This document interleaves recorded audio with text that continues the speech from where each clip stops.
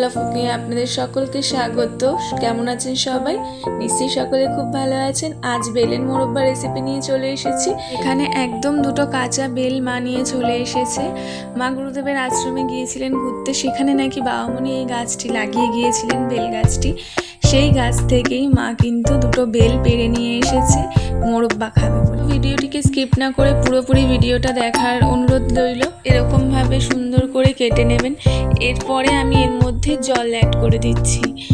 জলটা দিয়ে এর মধ্যে দিয়ে যে দানাগুলো আছে, দানাগুলো আমি একটা ছুরির সাহায্যে বের করে নিচ্ছি। দেখতেই পাচ্ছেন, বেলের মোরব্বা খেলে কিন্তু পেট পরিষ্কার হয় এবং কোষ্ঠকাঠিন্য দূর হয়। যাদের এরকম প্রবলেম আছে তারা কিন্তু এই বেলের মোরব্বা খেতে পারেন। ভীষণই ভালো এবং ভীষণই উপকারী এই বেলের মোরব্বা।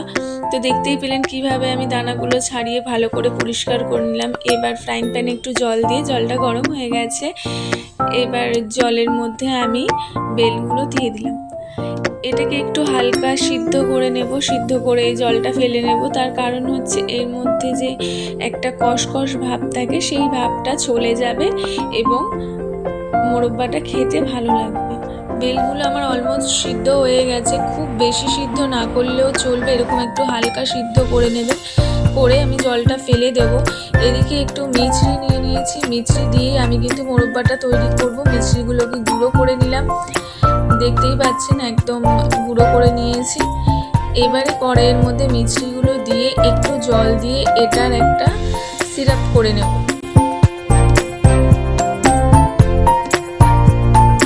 মিছরিগুলো কিন্তু গলতে শুরু করেছে। এবার ভালো করে দেখুন, একটু ফোটাতে হবে যতক্ষণ না পুরো মিছরিগুলো গলে যায় এবং সিরাপটা একটু ঠিক হয়ে যায়। ভালো করে আমি চামচের সাহায্যে নাড়িয়ে দিচ্ছি এবং দেখে নিচ্ছি যে কতটা ঠিক হয়েছে সিরাপটা। দেখতেই পাচ্ছেন যে অনেকটা চ্যাটচ্যাটে ভাব চলে এসেছে এবং ঠিক হয়ে গেছে। সিদ্ধ করা বেলগুলো আমি সব দিয়ে দিলাম, দিয়ে এবার সিরাপের সাথে ভালোভাবে ফুটতে দিতে হবে যাতে বেলের মধ্যে পুরো সিরাপটা ঢুকে যায় এবং মোরব্বাটা খেতে টেস্টি হয়। বেলের মোরব্বা কিন্তু আমার একদমই রেডি। এটা এবার আমি নাবিয়ে নিচ্ছি। ভীষণ হেলদি এবং ভীষণ উপকারী একটি রেসিপি। সবসময় বেল পাওয়া যায় না, তো আপনি এরকম বেলের মোরব্বা করে কিন্তু স্টোর করে রাখতে পারেন এবং পেটের সমস্যা কিন্তু দূর করতে পারেন। তো চটপট দেরি না করে এরকমভাবে বেলের মোরব্বা তৈরি করুন আর আমাকে খেয়ে কমেন্টে জানান আপনাদের কেমন লাগছে। আমার রান্নাগুলি যদি ভালো লেগে থাকে লাইক, কমেন্ট, সাবস্ক্রাইব করতে একেবারেই ভুলবেন না। Thank you for watching.